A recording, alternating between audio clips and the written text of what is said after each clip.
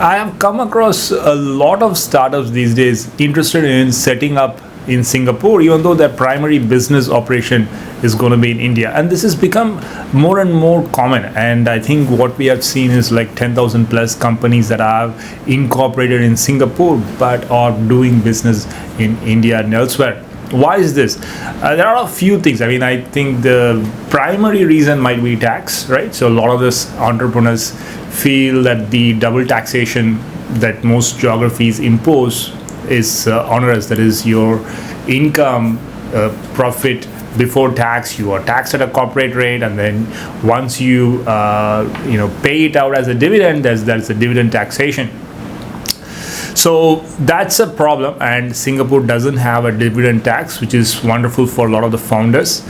Then the other thing that to keep in mind is that if you are operating in India, there is the DTA, the double taxation avoidance agreement with India. And in fact, Singapore has that with over 80 countries, and this is huge. So wherever you operate, there's a good chance that Singapore is going to have the DTA AA. So that's wonderful, and there is no capital gain. I mean, this is huge for a lot of investors. So this is on the taxation side, and even though they have introduced GST, that their rate is flat at around 7%, which is one of the lowest indirect taxation rates. And when it comes to the direct taxation as well, like for startups, they give a lot of incentives and subsidies. So their initial 3 years or so, the tax comes to around 6%, and even otherwise it's a flat 17%, which is pretty nominal compared to a lot of countries, including India. Now, that said, apart from taxation, there are real tangible reasons.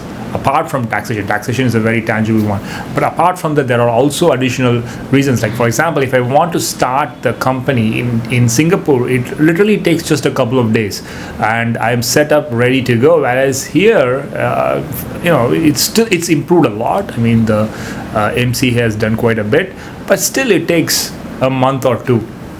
And so as an entrepreneur, to get started, to get going, for me to get the GST here takes easily a couple of weeks at least but so all of that is done much quicker in Singapore. So as an entrepreneur, if you have a great idea and you just want to get going, Singapore provides that opportunity. Also, in terms of corruption, in terms of enforcement of legal contracts, Singapore is one of the best, and in fact it is rated as the #1 world's freest economy based on the Index of Economic Freedom published by the Heritage Foundation.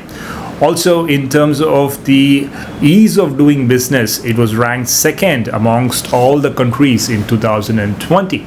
So globally, it is well respected as a startup hub, and the Singapore government with the Startup SG initiative made it very easy for entrepreneurs to go there, be a one-stop solution for them to gain access to subsidies, loans, all the resources they might need to make their venture a success. So if you are an entrepreneur or you want to think about incorporating your firm, keep Singapore in your radar. I think this is one of those decisions that cannot be taken lightly, but if you are interested in some of these benefits, then Singapore might be the destination for you.